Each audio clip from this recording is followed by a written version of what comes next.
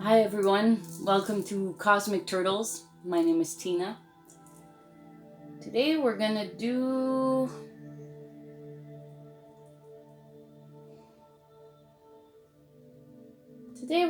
a little bit of shadow work.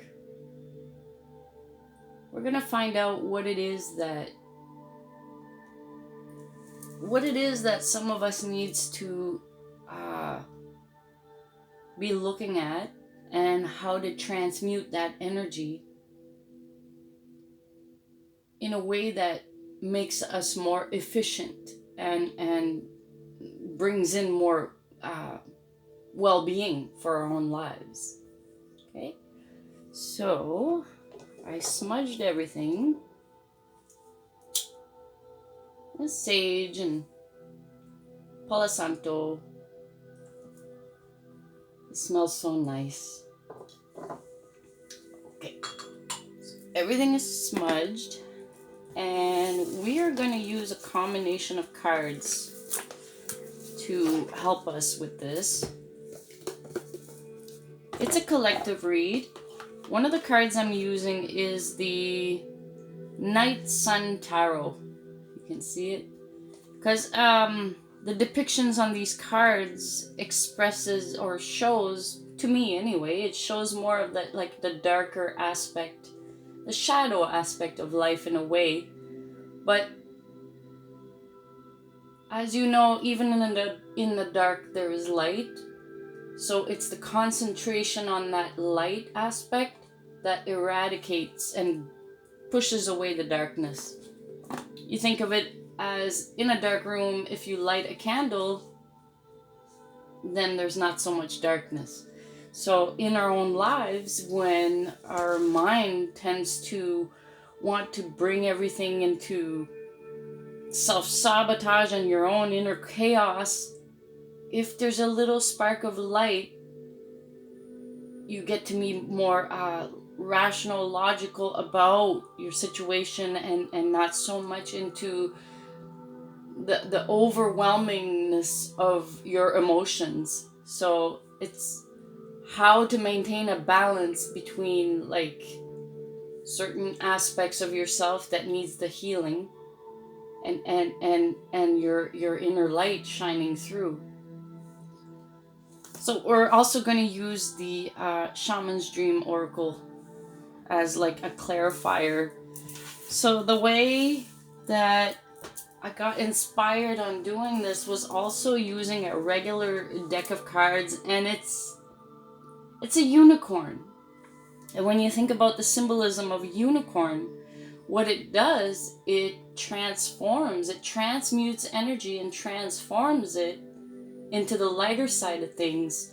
So what I did, I took all the I took out the court cards, and it's basically like the minor arcana represented in the regular playing cards. Like spades would be swords, heart would be cups, you have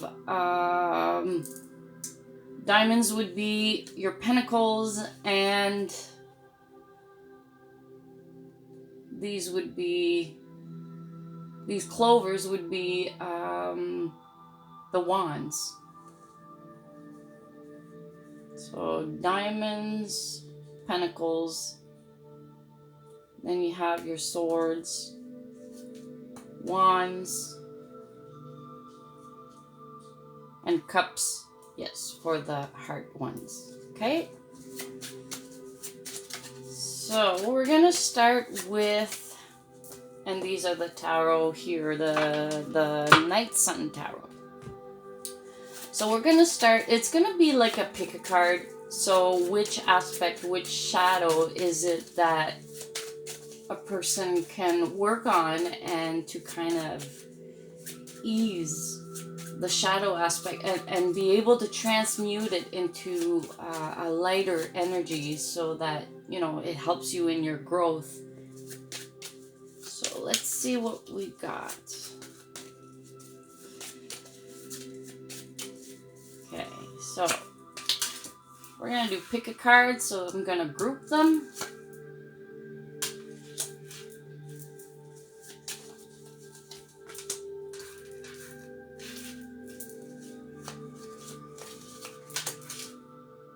going to do 4 of them. Okay. Alright, now let's see what tarot comes out for each. And either in the description or the comments section, the timestamps will be there so you can get to the reading you want to get to.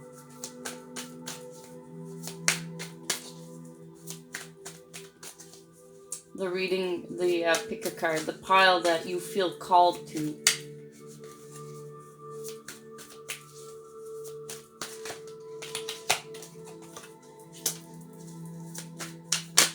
Let's transmute that energy for everybody.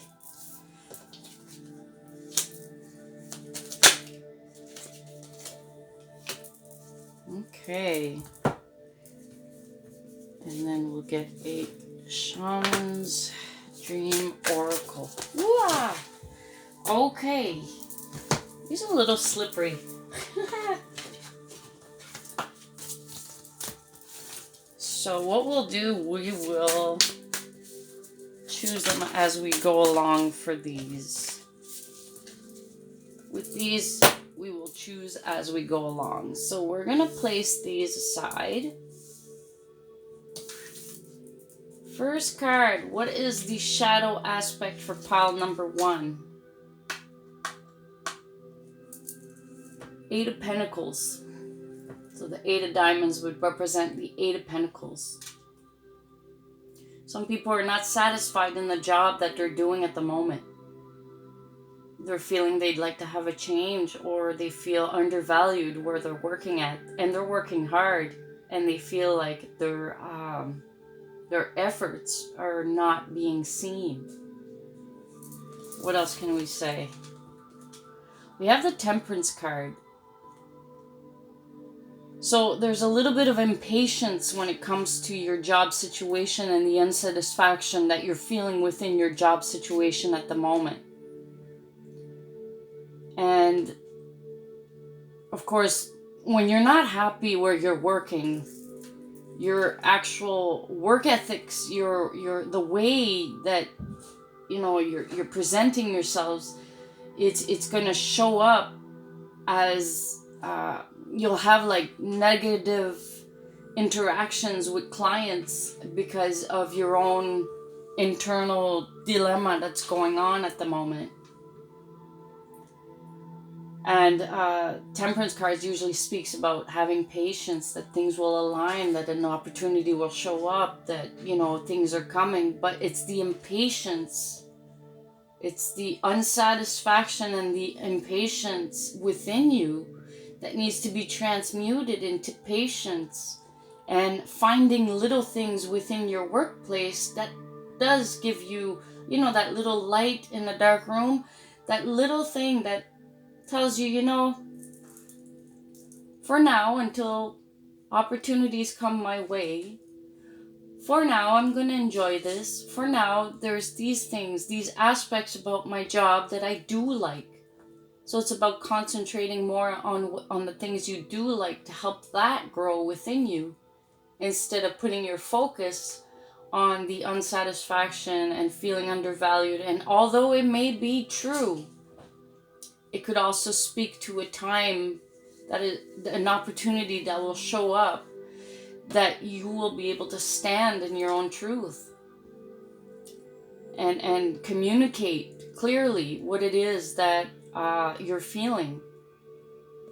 Not to be in an overwhelming emotional state while you're communicating this, but to be just logically, rationally explaining things and keeping your inner peace. So concentrate on the aspects of your workplace, your job, your career. Concentrate on the things you do like about it. Like, revert to that if you see a negative. You transmute it as you go along. Alright, so let's see what we have for the Shaman's Dream Oracle for this pile 1. Okay, says to stop.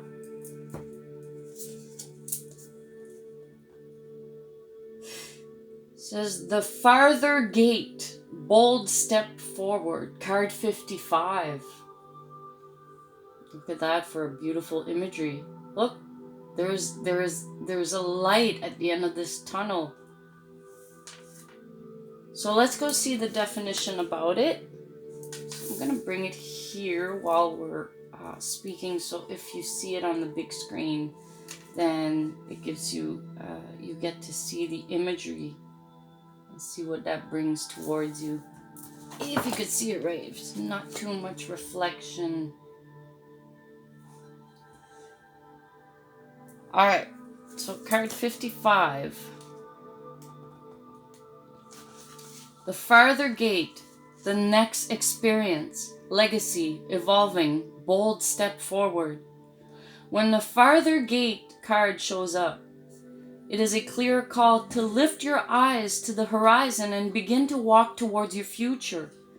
You are marching in place right now, stirring the dust but not getting anywhere. Trust that your forward movement will lead you to a new destination you have already set for yourself, but perhaps forgotten or neglected because of your everyday busyness. The farther gate comes to tell you that an ending is at hand and that you can leave the old behind. Let it peel away like an old skin you shed. Do not hesitate. Cross the threshold boldly and you will be rewarded. If you continue marking time instead of moving, you will miss the opportunity. The gate is open. The next landscape of your life is within reach, but the window of time to pass through it grows shorter. Do not dally. A gift of the farther gate is to bring you to the fullest expression of your gifts, perhaps for the first time. It is an invitation to a sacred passage, to new discovery, and both great challenges and opportunities. To new discovery and both great challenges and opportunities. So these are challenges not to be afraid of. These are challenges and opportunities. Like, these challenges are to help you grow. It's like, ooh, I'm taking it on. Yay, you're excited about these challenges. It's not the ones that you would usually recoil and say, I don't want to go through that, okay? It is not a graduation. There is no rewards other than the exploration itself. You have been a farmer far too long, tilling the hard soil that now bears little fruit for you. Time to put on the explorer hat once again. So basically, to put it bluntly, if you don't like your job, search for something else. Search for what it is you'd like to experience, and then go and seek out these opportunities for yourself. Maybe it's a time to do a change of venue or try something new you never tried before and start gradually building yourself up. What is it that sparks your interest on the inside? So these are shadow work is about like asking yourself questions and looking at a certain aspect in yourself and looking at how it relates to you and how you could bring yourself to a more happy well-being, a more happy way of feeling about yourself. Because when you're happy, you're more productive. So part of your inner care is to do this shadow work, to realize certain aspects that come up to be dealt with or looked at or acknowledged. Okay, and where is it that you need to put some light in your life? So this is for pile number 1. Very nice. Okay, so for pile number 2, let's see what we have. 4 of Wands. On the shadow aspect, the 4 of Wands usually is about celebration.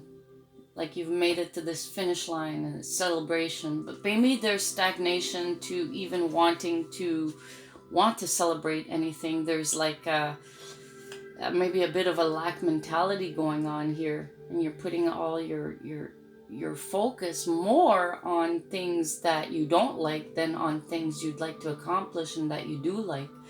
So it could be about what's going on nowadays and the restrictions on being able to go and celebrate and do things.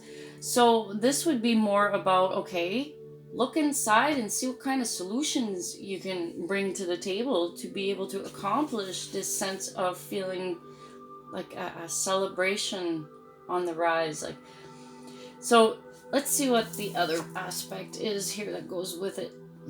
Page, no, not page, 5, 6 of cups. So there's a yearning for what was the good old days. There's this is probably pile number 2 is probably people that feel called to pulling this card, is about they're fed up with the restrictions that are all around, and their inability to move and to go and celebrate and enjoy life. This 6 of Cups usually is about, you know, a feeling of newness, or a feeling of old things that were from your youth, that were pleasurable, that were enjoyable, in an energetic way of seeing things. So the shadow aspect here would be like to find ways to celebrate this life, to celebrate your accomplishments, to celebrate your own life in a new, innovative way, in a different kind of way, in a way that you still have that sense that you're free. Because freedom, that feeling, is not only what we see on the outside of us and what we're able to do. Freedom is that sense of within you, you have everything you need to be able to accomplish whatever it is that you want to accomplish. So let's see what we have from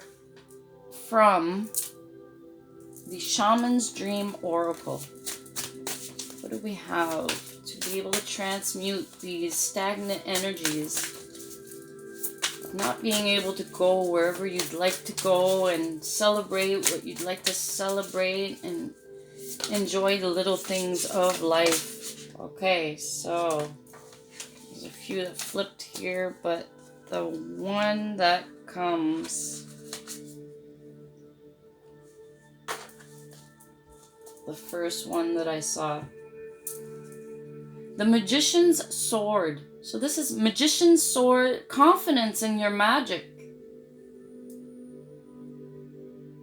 Basically, confidence in your own inner ability to bring forth and manifest things so that you can have something to celebrate, so that you can bring some of that beautiful energy from the days of old that still could be shared and benefited by many in today's reality. So let's see what the card says. This is card number 37. So it's also about new beginnings, on being able to see things in a different way. Okay, Magician's Sword. Confidence in your magic. Nothing can stop you. The beauty you seek. When the Magician's Sword appears, you are called to cut the cords that bind you to old thought forms and beliefs, or to friends who are not true. With the power of the Magician's Sword, nothing can stop you, hurt you, or turn you away from the beauty you seek or the goal you desire with all your heart. The sword is a tool, not a weapon, so make sure you wield it wisely and for the greater good.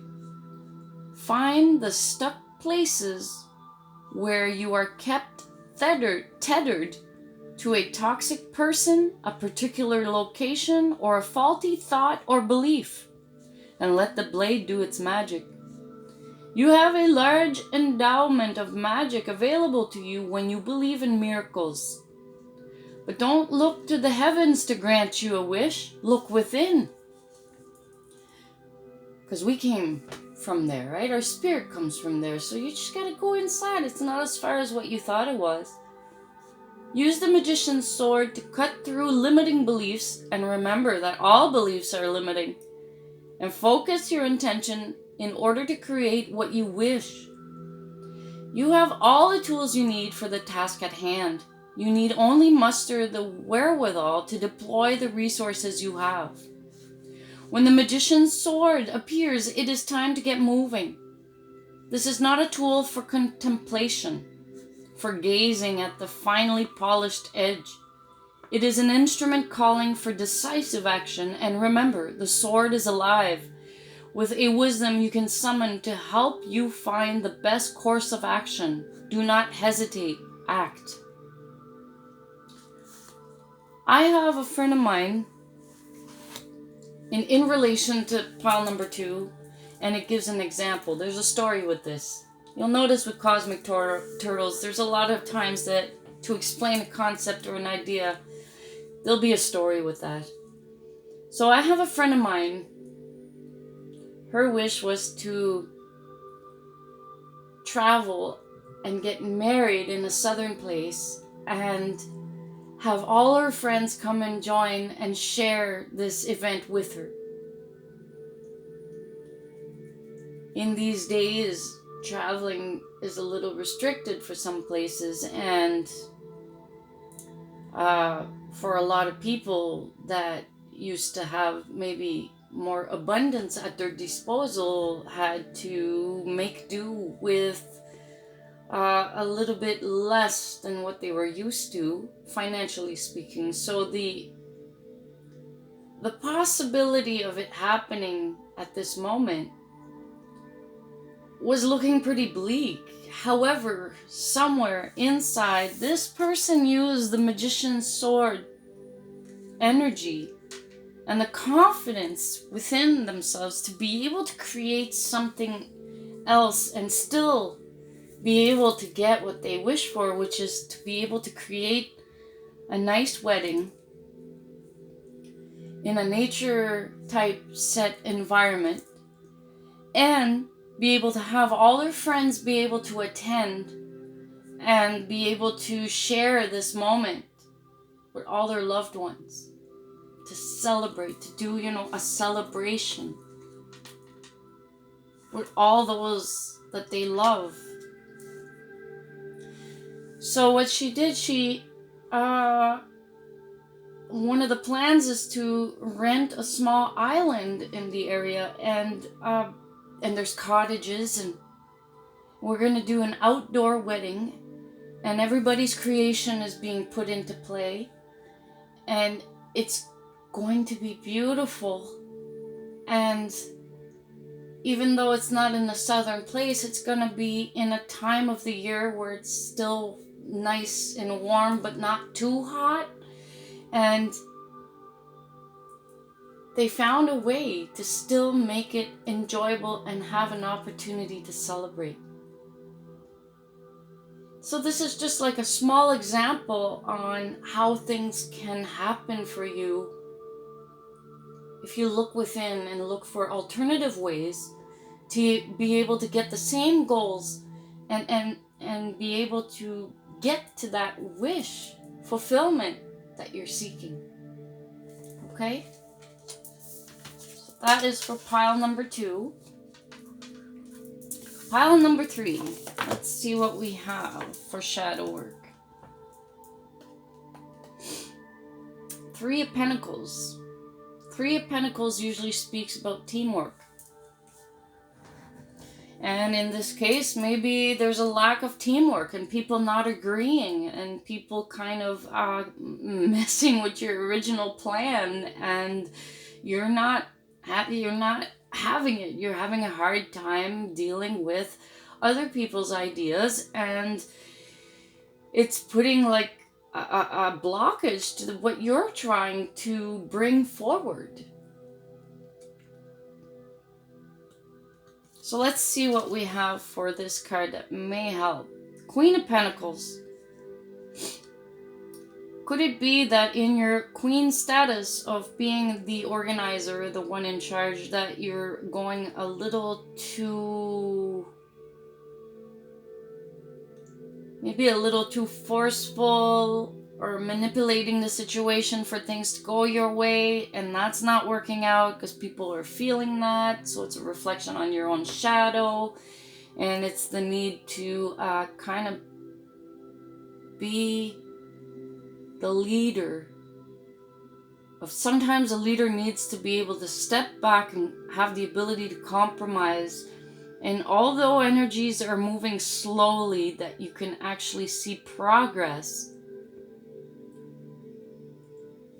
because you're taking a step-by-step approach, but also bringing in all the ideas. There may be something you haven't seen that could work.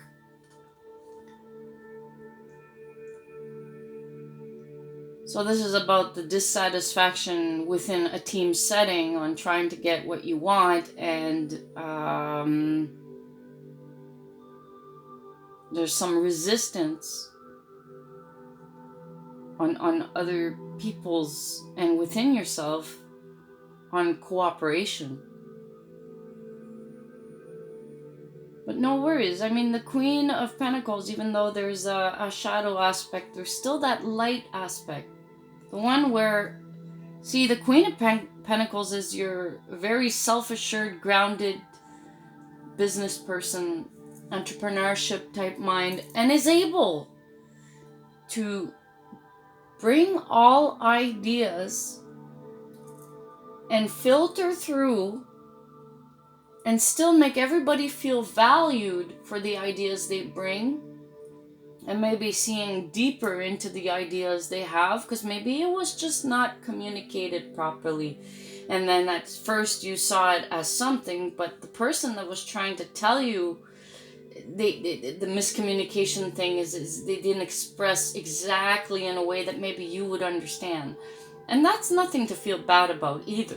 I mean, Mercury is still in retrograde, and this is a possibility that would happen anyway in any setting, because we don't know everything.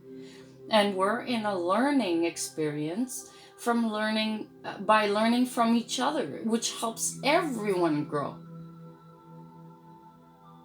So ground what it is that is working, and whatever is not working, ask for specification from your teammates.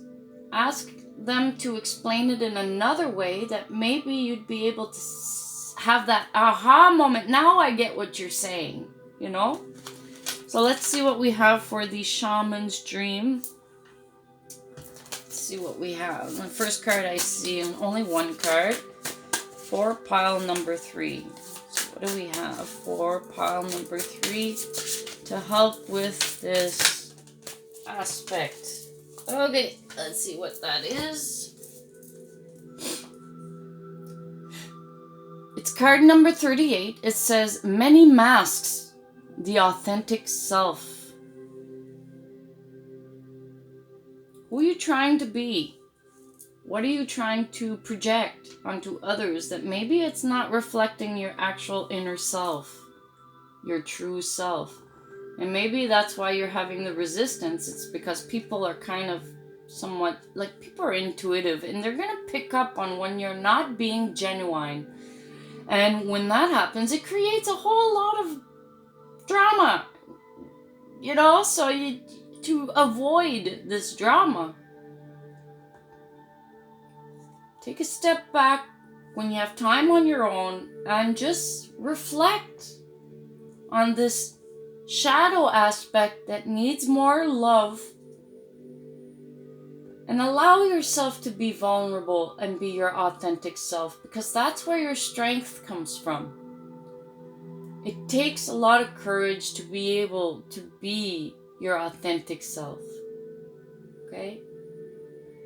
And when you are, people have more respect in the things that you do and the things that you say, and they'll be more willing to help you in the things that you do and the things that you say and what you're trying to create. So first, see who you are. Let's see what the definition says. Card number 38. Many masks. The authentic self. Many masks. The authentic self. Energizing internal allies. Oh, I'll have to take that call later. My friends. But it'll be alright. Put the volume down here. Okay. We live in a world where everyone we see wears a mask. Isn't that the truth? Okay, this was created before that. I think. I haven't seen the date it was created, but this is in the expression way, not the literal way. We wear these masks to cover up and protect who we really are. We learn to do so because we've been conditioned to try to appear a certain way to fit into society. Masks allow us to belong, so we remain within the confines of what is expected. Masks are not inherently bad. Rather, they provide context and structure for our personalities and soul's expression. Some of us might believe that a particular mask fixed and hardened onto us is our permanent face. We forget that we are living beings with a multitude of faces, enabling us to experience a fuller, more vibrant world. Your authentic essence doesn't want to be constrained by others' expectations anymore. Now is the time to strip away the mask you've accepted and discover who you really are. A new self is emerging, and your perception changes as you adopt new ways of being. Right now, it's really important to allow yourself to experiment, to experience the world in all its myriad potentials and possibilities. Try on different masks and let yourself be fluid and curious. How will you know what you love and what you resonate with if you don't take off the mask you've always worn and test drive some new ones? Your authentic essence will never change. It will only express itself differently through these optional selves. Through trial and error, you discover more and more about who you want to become. What would it feel like to explore this side of you? Anything is possible if you're willing to open up to your potential. You truly can move beyond the barriers that society has set. Use your imagination and step into the magic. How is that? That is